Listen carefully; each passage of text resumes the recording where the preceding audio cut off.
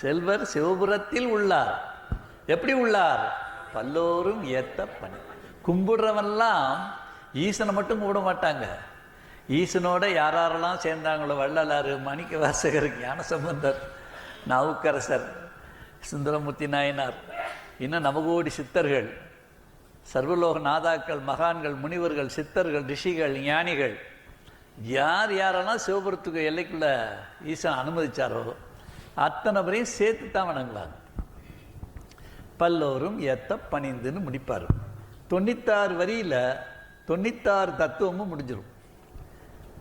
உலகத்திலேயே தத்துவம் வச்சிருக்கிறது ஒரே ஒரு திருமறை தான்.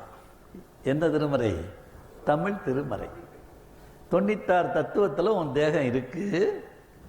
36 தத்துவம், 60 தாத்வீகம்னு சொல்லுவாங்க. இந்த 36 தத்துவத்தோட விரிவு